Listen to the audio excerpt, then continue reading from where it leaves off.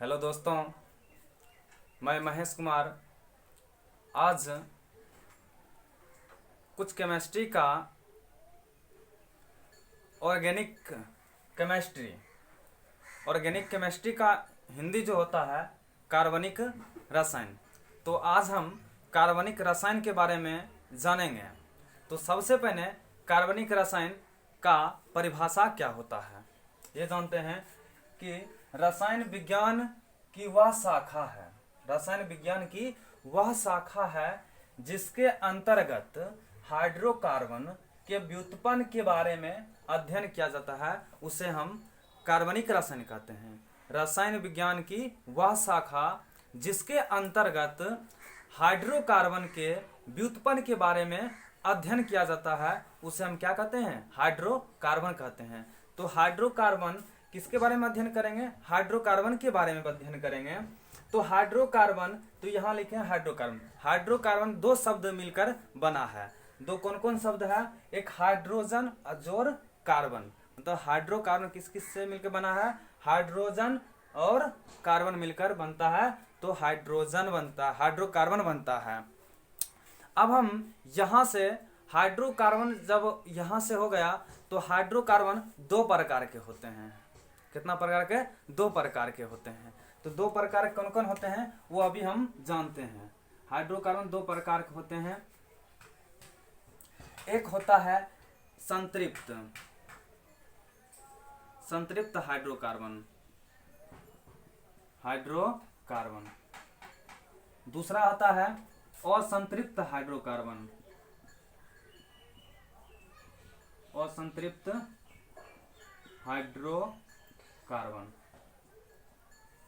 जहां तक तो कोई दिक्कत नहीं है।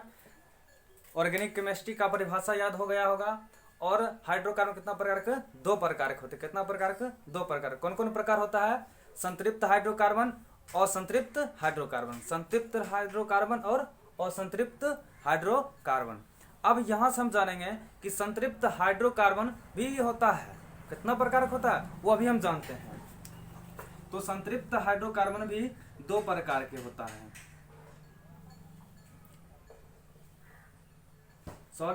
संतृप्त हाइड्रोकार्बन एक प्रकार होता है। कितना होता है? एक प्रकार। और असंतृप्त हाइड्रोकार्बन दो प्रकार के होते हैं। असंतृप्त हाइड्रोकार्बन वो दो प्रकार के होते हैं। तो कौन कौन सा होता है वो अभी जानते हैं। संतृप्त हाइड्रोकार्बन कितना प्रकार के? एक प्रकार का। असंतृप्त हाइड्रोकार्बन दो प्रकार का। तो एक प्रकार जो संतृप्त में होता है वो होता है एल्क। अभी समझते हैं एल्क। इसमें भी होता है एल्क और ये भी होता है एल्क। अब कहेगा सर कि संतृप्त हाइड्रोकार्बन भी एल्क होता है और संतृप्त जब हाइड्रोकार्बन हुआ तो एल्क और एल्क ही हुआ। तो आप कह सकते हैं कि यहाँ तो तीन प्रकार, सब तो एक ही हुआ। तो कैसे हम बुझेंगे कि ये प्रकार है, एक प्रकार उसका दो प्रकार? तो बिल्कुल अभी हम बताते हैं। ये आपको बहुत याद रखना है, खास करके कि एल्क लिखें और एल्क लिखें और ये भी क्या लिखें? एल्क लिखें। तो एल्क संतृप्त जब हाइड्रोकार्बन आएगा तो इसमें आ जाता है ANE। क्या आता है? ANE।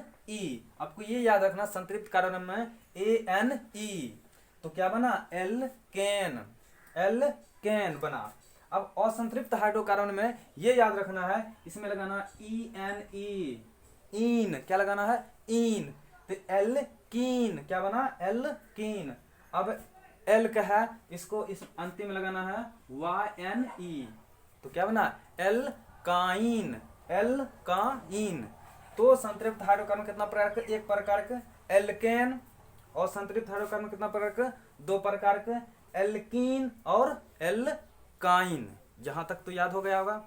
तो अब हम यहां से जब ये हो गया तो आपको पता करना है, कभी परीक्षा में पूछता है कि संतृप्त हाइड्रोकार्बन के अंतर्गत क्या होता है, तो आपको याद रखना एन, जिसके अंतिम में ANE रहेगा तो समझ जाना ये क्या है? संतृप्त हाइड्रोकार्बन। जिसके अंतिम में ENE रहेगा तो समझ जाना असंतृप्त हाइड्रोकार्बन है। जिसके अंतर्गत में YNE रहेगा तो ये भी कौन सा हाइड्रोकार्बन हो जाएगा? असंतृप्त हाइड्रोकार्बन हो जाएगा।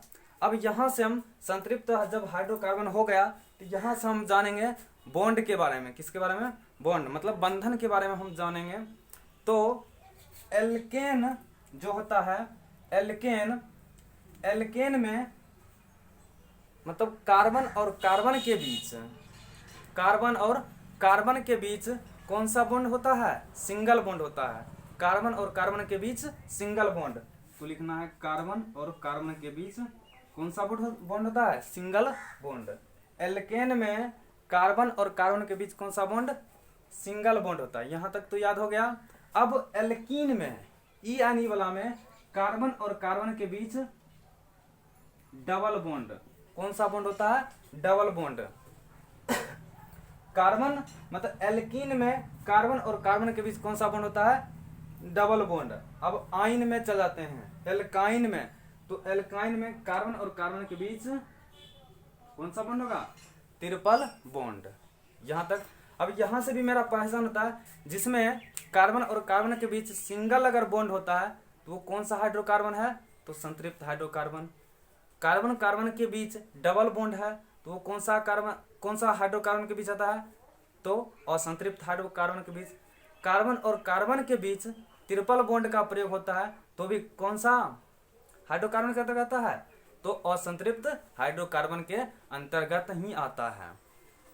अब यहां से हो गया, तो कुछ बात यहां से जाना है। अब एल्केन का सूत्र क्या होता है? एल्केन का सूत्र क्या होता है? तो अभी हम जानते हैं एल्केन का सूत्र जो होता है, सूत्र CnH2n+2। क्या होता है? CnH2n+2। क्या सूत्र होता है? CnH2n+2। यहां तक तो कोई दिक्कत नहीं है। अब एल्कीन का समान सूत्र क्या होता है? CnH2n, CnH2n, CnH2n, CnH2n, CnH2n। जहां तक तो कोई दिक्कत नहीं होगा। अब हम क्या करते हैं कि एल्काइन का समान सूत्र क्या होता है? इसका सूत्र होता है CnH2n-2, CnH2n-2, CnH2n-2। याद हो गया होगा। एल्केन का समान सूत्र क्या होता है? CnH2n+2। एल्कीन का ईन देखना है, ईन कहता है तो इसमें 2 का प्रयोग नहीं होगा। CnH2n। अब एल्काइन किसका बात करा? आइन का बात करा है, तो इसमें क्या करना है? CnH2n-2। जहां तक तो कोई दिक्कत नहीं होता है। अब हम यहां से कुछ जो है हम परासंकरण के बाद संतृप्त हाइड्रोकार्बन में एक परासंकरण भी आता है, तो हम संकरण के बारे में जानेंगे। तो संतृप्त हाइड्रोकार्बन में परासंकरण होता है sp3। क्या होता है? sp3। क्या होता है? sp3। और इसमें एल्कीन में परासंकरण क्या होता है? sp2। क्या होता है? sp2। और परासंकरण एल्काइन में होता है sp। सिर्फ क्या होता है? sp। ये सब ऑब्जेक्टिव में मेरा काम आता है। तो एल्केन में मतलब संतृप्त कार्बन हाइड्रोकार्बन में इसका परासंकरण क्या होता है? sp3। और इसमें sp2 और इसमें sp3। यहाँ तक तो कोई दिक्कत नहीं है। अब हम सबके अलग अलग के बारे में हम सूत्र जानेंगे। तो अभी हम ये यहाँ तक तो बताएं, तो हम सबसे पहले संतृप्त हाइड्रोकार्बन के बारे में हम सूत्र जानेंगे। तब उसके बाद हम असंतृप्त हाइड्रोकार्बन के बारे में जो 2 है एल्कीन और एल्काइन के बारे में हम भी सूत्र जानेंगे। तो सूत्र अभी याद होना है, तो यहाँ से इसको स्क्रीनशॉट ले लो। अब हम मेटाक इसको बताएंगे। तो हम संतृप्त हाइड्रोकार्बन के बारे में जानेंगे। तो संतृप्त हाइड्रोकार्बन कितना प्रकार होता है? एक प्रकार का। कौन प्रकार होता है? एल्केन होता है। क्या होता है? एल्केन। इधर लिखते हैं एल्केन। क्या होता है? एल्केन। या यहीं लिखते हैं एल्केन, जिसके अंतिम में ANE रहेगा तो समझ जाना कौन सा कार्बन है? संतृप्त हाइड्रोकार्बन है। संतृप्त। इसमें कौन सा बॉन्ड का प्रयोग होता है? Single bond. कार्बन कार्बन के बीच कौन सा बॉन्ड का? सिंगल। इसका परासंकरण क्या होता है? sp3। और इसका सूत्र क्या होता है? CnH2n+2। यही सूत्र होता है। अब हम एल्केन के अंतर्गत कुछ सूत्र होता है, वो हम सूत्र के बारे में हम जानेंगे। जो सूत्र होता है एल्केन के अंतर्गत आता है वो होता है, पहला करते हैं मैथ, एक नंबर में मैथ, दो नंबर में होता है ईथ। क्या होता है? ईथ। तीन नंबर में प्रोप, चार नंबर में ब्यूट, पांच नंबर में पेंट, छह नंबर में हैक्स और सात नंबर में हेप्ट, आठ नंबर में ऑक्ट और 10 नंबर में डेक। और सारा होता है मगर हम 10 तक ही जानेंगे। तो ये याद रखना है, मैथ मतलब 1, इथ मतलब 2, प्रोप मतलब 3, ब्यूट मतलब 4, पेंट मतलब 5। मात्र आपको 3 याद रखना। मैथ मतलब 1, इथ मतलब 2, मैथ मतलब 1, इथ मतलब 2, प्रोप मतलब 3, ब्यूट मतलब 4। बाकी तो सब लग रहा है। पेंट मतलब 5, हेक्स मतलब 6, हेप्ट मतलब 7, ऑक्ट मतलब 8, नॉन मतलब 9, नॉन नहीं लिखे हैं, नॉन और डेक, नॉन मतलब 9, डेक मतलब 10। मात्र आपको ये याद रखना, इथ मतलब 1, मैथ मतलब 1, इथ मतलब 2, प्रोप मतलब 3, ब्यूट मतलब 4 और पेंट सब बोझ रहा है, पेंट मीन्स 5, हेक्स मीन्स 6। तो याद हो गया। अब हम यहाँ से हम किसके बारे में चल रहे हैं? संतृप्त हाइड्रोकार्बन के बारे में चल रहे हैं। तो संतृप्त हाइड्रोकार्बन के चल रहे हैं तो अंतिम में क्या होता है? ANE। तो सम लगाना है ANE, सम में लगा लेना है।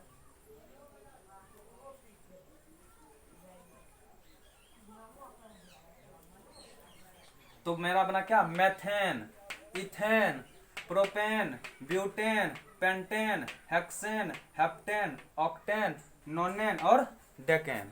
यहां तक तो कोई दिक्कत नहीं है। फिर से हम रिपीट करवाते हैं। मैथ मतलब 1, मैथेन मतलब 1, इथेन मतलब 2, प्रोपेन मतलब 3 और ब्यूटेन मतलब 4 और पेंटेन मतलब 5, हेक्सेन मतलब 6, हेप्टेन मतलब 7, ऑक्टेन मतलब 8, नोनेन मतलब 9, डेकेन मतलब 10। तो यहां से ये हो गया। अब हम सबको सूत्र हम जानते हैं, तो सूत्र जानेंगे। तो इसका सूत्र होता है